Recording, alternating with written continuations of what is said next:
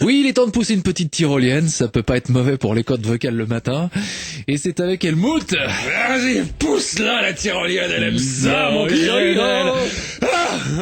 Les amis, vous avez vu ça? Ça y est, bordel, les touristes sont là pour les fêtes de fin d'année. Mâles et femelles mélangés à parler avec leur petit accent, exprès pour exciter le grand Helmut. Helmut, c'est moi. Oui. Du coup, j'ai l'illumination. Et si pour mieux approcher mes proies, je m'incrustais au cœur du vivier. J'ai passé les sélections pour être accompagnateur de voyage organisé. Je commence demain. Ça va être la fête. Mais attention, chers camarades, ça n'a pas été facile. J'ai eu droit à la présentation de la société. Diapositive avec le personnel. À ce propos, j'ai repéré quelques petites poulettes avec qui je ferais bien exposer sur l'humiliation debout sur la banquette arrière de mon vélo. Bref, une fois la présentation terminée, les entretiens individuels ont commencé. Je suis rentré dans le bureau. La fille qui était assise en face de moi avait l'air très méchante et très énervée, comme le sont souvent les femmes laides et grosses. Je me dis, Helmut, apporte-lui un peu de chaleur. Vous connaissez le fameux proverbe tadjik qui dit de façon très imagée, souvent le cajot se sent moins seul quand on le remplit bien. Elle n'a pas eu le temps de finir son bonjour, j'étais déjà vautré sur elle à lui prendre la bouche. Après qu'elle m'ait planté son coupe-papier dans la cuisse, j'ai compris le message, je m'assieds. Elle me demande ce qui me pousse à devenir accompagnateur. Je lui dis que c'est le contact avec les gens, les filles surtout. Et là je me dis, Helmut, tu viens de gaffer.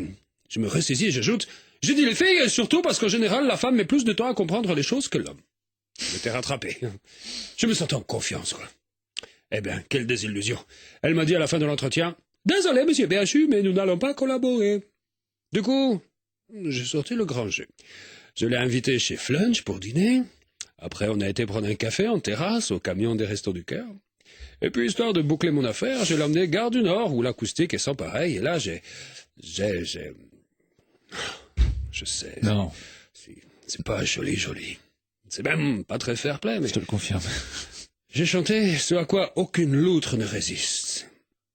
Dreams are my reality, the only kind of real fantasy.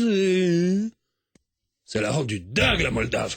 Elle a bouffé une valise et elle s'était jetée sur moi en hurlant « Viens, on tient l'amour, remplis-moi le wagon de marchandises, fais chauffer la loco, j'ai la couchette qui suinte. » Et on a fini par faire